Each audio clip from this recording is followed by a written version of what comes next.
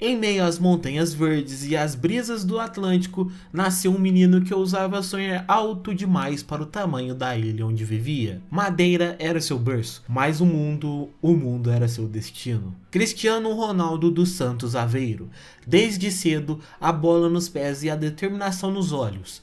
Enquanto outros meninos brincavam, ele treinava.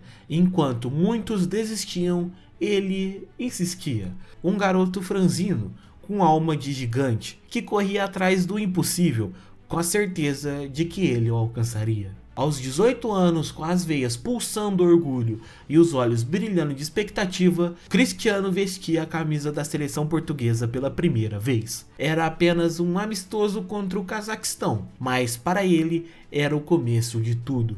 A camisa colada ao peito parecia pesar toneladas. Não marcou, não brilhou, mas quem estava atento percebeu. Aquele garoto tinha fogo nos pés. Em 2004, Portugal recebeu a Eurocopa e com ela a esperança de um povo.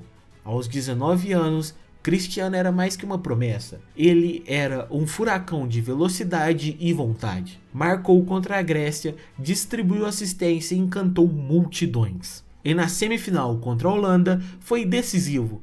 O país acreditava, mas o destino, cruel como só o futebol pode ser, reservou uma queda amarga. Na final, a Grécia calou o Estádio da Luz e Cristiano chorou como um menino.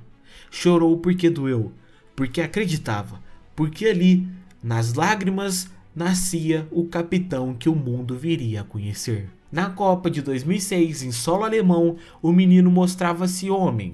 Marcou contra o Irã, bateu o pênalti decisivo contra a Inglaterra com frieza, levou Portugal até a semifinal. Perdeu para a França, mas saiu de cabeça erguida. Em 2008, a abraçadeira de capitão passava das mãos de Figo para os braços de Ronaldo. Era mais que um símbolo, era um peso.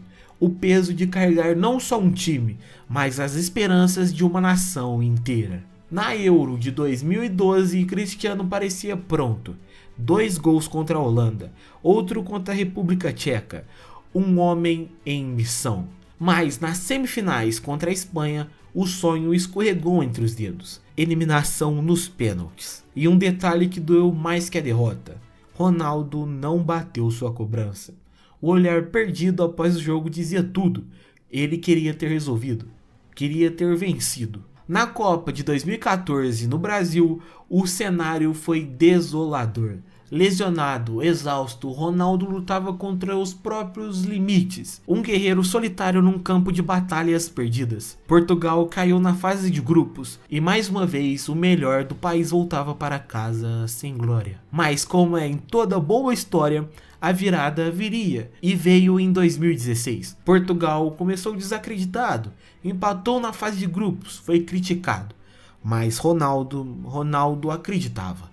Marcou contra a Hungria, brilhou contra o País de Gales na semifinal e na final em Paris contra a poderosa França, o destino parecia repetir sua crueldade. Aos 20 minutos, Ronaldo cai.